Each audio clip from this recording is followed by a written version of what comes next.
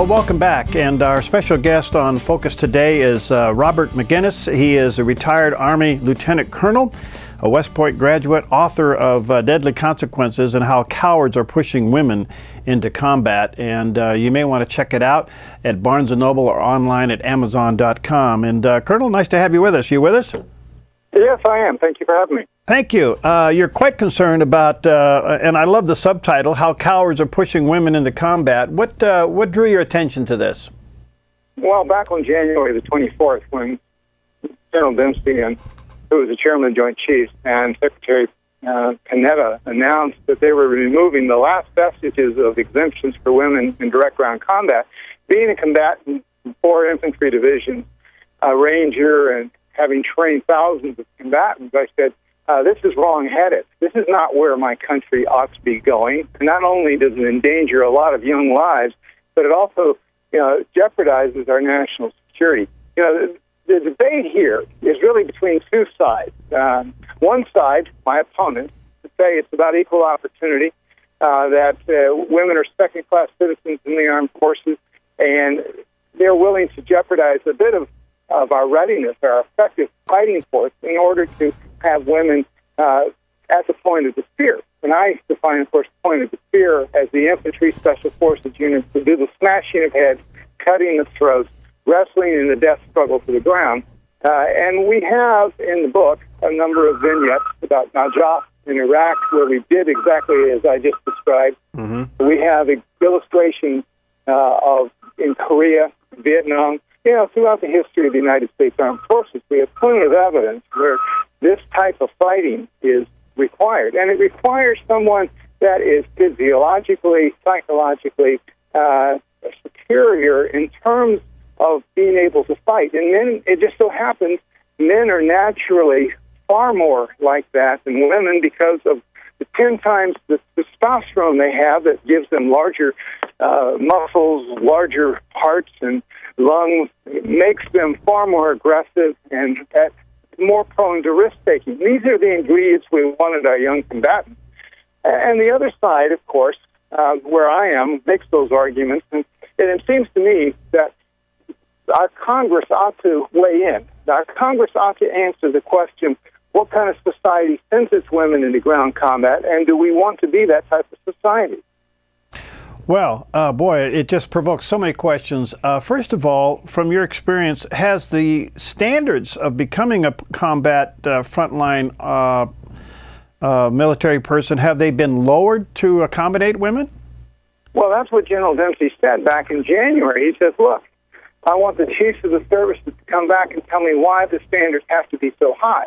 My argument is that the standards are high because they've been combat tested for hundreds of years. We have plenty of men that are volunteering to serve in those positions.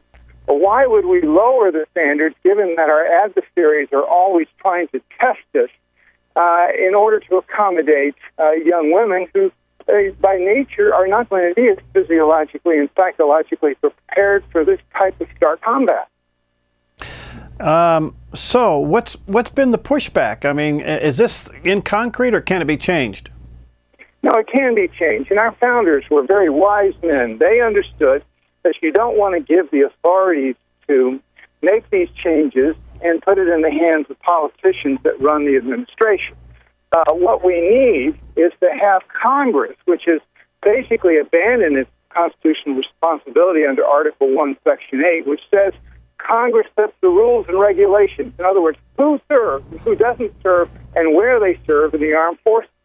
Unfortunately, they haven't had a hearing in the full Armed Services Committee regarding women in combat for over 34 years, and in the House Armed Services in over 20, or in the Senate Armed Services in over 23 years.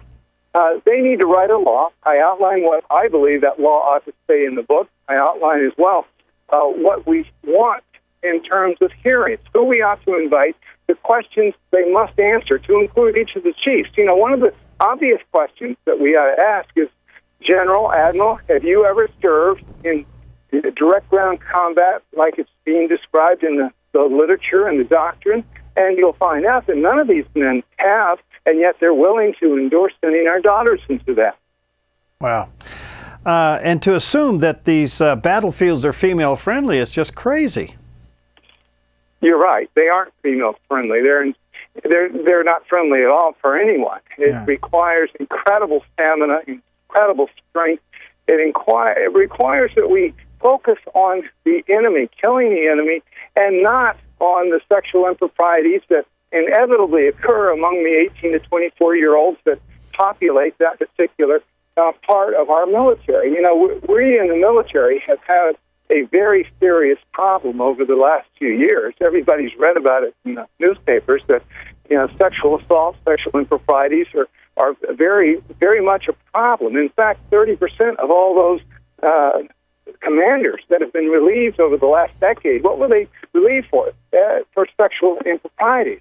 So if we have our most senior commanders getting relieved for having issues like that, what do you think the privates and the sergeants are doing in these remote locations like Afghanistan and Iraq? And I chronicle a lot of this in the book. Yeah, I mean, you're only left to your imagination, and we really haven't heard those reports, but we know that they exist. What about women like in flying combat airplanes? What about that? Well, some women have the strength to fly combat aircraft. It's, you know, taking the G-forces, doing the things that are required. You know, there are some women that can do it, and we changed the law, Congress did, back in 1991, 92, that allowed that. And, of course, at the time, if you look back at the episode with Tara Hallgren, which was a young lieutenant they pushed through on F-18 flying, they pushed her through without making her meet the same standards as the men. And as a result, she put the F-18 in the drink and killed herself. Now, quickly, the Navy changed the standards back to what they would be. So there are some women that can do that. And, of course, as we've found out in past wars, not as much in Afghanistan and Iraq because they were counterinsurgencies, but in past wars, if you're shot down, all of a sudden you become an infantryman trying to survive. And you know, the atrocious things that our enemies in the past and other enemies have done to young women, it just turns your stomach. And yet we're willing as a nation, if we adopt this policy that I think inevitably could lead to a draft and forcing our young women into ground combat, would be turning some of these young women over to some of the most base misogynists in the world. Do we really want to do that? Is our nation at the point that we're willing to accept our young women in ground combat? Well, I would hope we're not, but apparently we're heading in that direction. There seems to be somewhat, Colonel, an orchestrated effort, not only putting women in the front lines of the battlefield, but with the repeal of Don't Ask, Don't Tell. I mean, it just seems like we're ruining the strength of our military with some kind of social experiment. Well, it is social engineering. There's no question about it. In fact, I was one of the people that contributed to writing Don't Ask, Don't Tell back in '93 here at the Pentagon. And we outlined to the Congress, because I wrote some of the documents, saying, you know, this is the consequences. This is the lifestyle. These are the risks that you take. Now, obviously, politics, if you've known it as well as I have, has dominated this whole agenda, not only with gays, but with women in combat. And now the radical feminists, you know, who would never volunteer themselves to serve in the armed forces, much less at the tip of the spear, but they would force our daughters and our sisters into prison environments, and yet they have no earthly idea what they're talking about. They think it's about getting promoted to general office. But in fact, promotions for women equals that for men, according to RAND Corporation studies that the Defense Department has done. And in fact, we have 204,000 young women. They access 80% of all positions. Do they really want to serve in the tip of the spear, the 5% that does all the killing? Surveys indicate they don't. But the politics says, well, they can care less. All right, let me ask you this. It seems to me you're also setting the military up for some kind of class action lawsuit if, in fact, they start washing these women out because they don't qualify for frontline battle. Well, inevitably, you will have women that will be washed out. I know the Marine Corps has been, in their infantry officer course down in Quantico, Virginia, has had 6 women that have attempted. They have not changed the standard, and all 6 thus far have failed. They will continue to try to do that, but you know, a lot of men can't pass that course. Right. And to expect a young woman who, you know, on the average, a young woman in the Army, for instance, versus a average young man in the Army is about 32 pounds less. She has 37 pounds less lean muscle. She has about half the upper body strength. She has about 70% of the cardiovascular fitness. She breaks twice as fast or twice as often because her bones are not the same density because of testosterone, and she's non-deployable for a variety of reasons, 3 times as much as a young man. And so when you look at all that, you kind of scratch your head and wonder, well, that's pretty obvious. Why would we want to handicap those that are doing the toughest fighting and must be deployable at a moment's notice? Why would we do that? Well, the only rational reason is because of politics and people that have no earthly understanding of what I'm talking about. All right, so before we run out of time, who are the cowards you refer to? Well, the Congress, certainly the men and women in the senior positions here at the Pentagon, and I'm standing outside the Pentagon, and they're my peers. I went to West Point with a number of them. They know what I'm talking about. They know the science, or they can have their staff look up the science, but I've saved and put it in the book. These are people that I consider they're guilty of a cowardness of silence.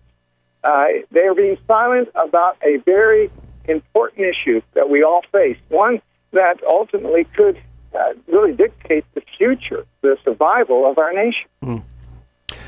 Well, Lieutenant Colonel Maginnis, thank you so much. And first of all, thank you, sir, for your service, but thank you for writing this book. It's available, I would assume, now at Amazon and also at Barnes & Noble. And also, you can go on deadlyconsequencesbook.com and get a free chapter. All right, deadlyconsequencesbook.com. Thank you, sir. Keep up the good work. Thank you. Thank you. We'll be right back.